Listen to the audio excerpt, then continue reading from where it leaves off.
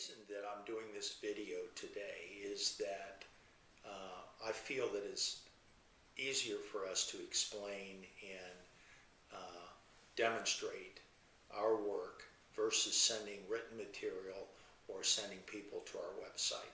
I believe that the world needs more human interaction, and this is as close as I can come to that since I can't be with you today.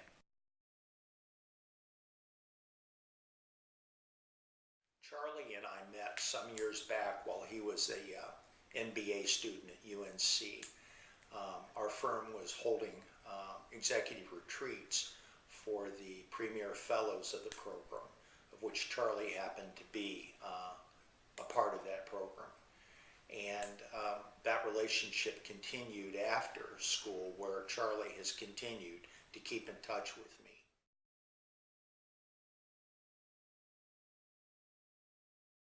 Charlie's potential is something that we're all interested in, and by working with him, we hope to enhance it.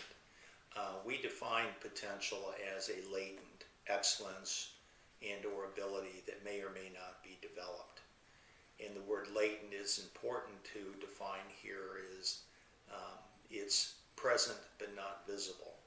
So knowing Charlie as you do, and as I'm beginning to know him, what could that possibly be? And our role would be in enhancing his influence, power, and his unique relationship skills, both internally and with clients.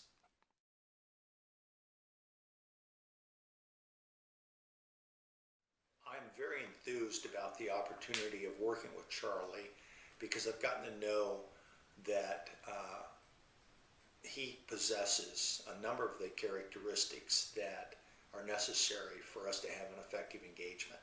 One is that he's high growth, and by growth we mean doing new things, same things differently, and most importantly becoming more influential. He's also very personally responsible and resourceful, and when we add those characteristics to the obvious intelligence that he has and some of the natural gifts that he has, I believe that working with him would be very fulfilling.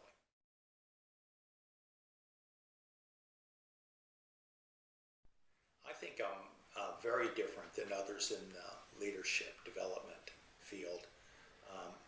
One, I have a belief that leadership can't be taught, so we're not instructors. I also believe that leadership can be learned, so we primarily facilitate that learning through offering a little insight, provoking a lot of thought, and helping our clients reshape their opinions and beliefs about themselves and others.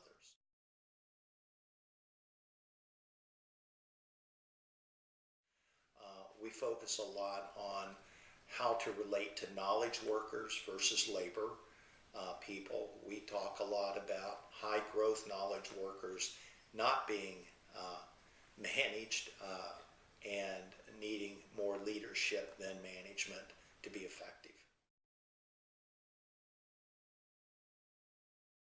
I'm going to help Charlie reach his potential through a top-down, inside-out process. What we do is try to help people re-examine thoughts and beliefs that they have about themselves and the people around them, and help them identify those beliefs that are actually no longer serving them well. So our work is really in helping Charlie better understand who he is and accepting the unique gifts and talents that he has as he continues to grow professionally in the business that he has chosen to be in.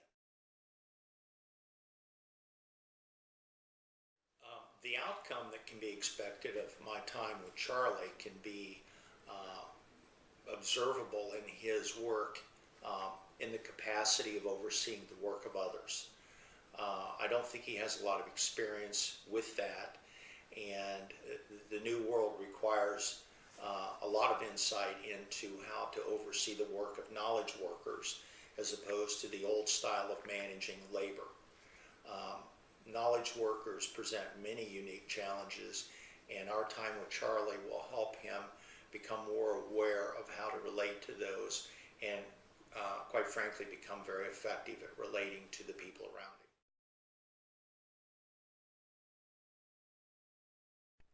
Some of my past and current clients have either owned businesses of their own or have worked with some very large public companies.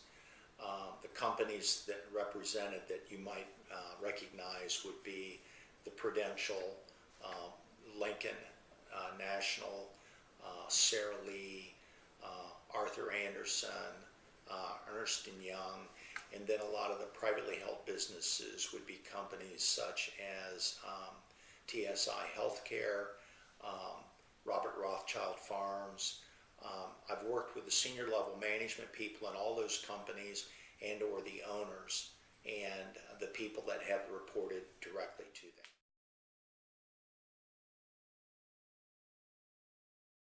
I'm a kind of a basic person who has been in the world of business and education for over 40 years. I have some very unique thoughts about human development, personal development, and I have built a business around that thinking that has been around now since 1995.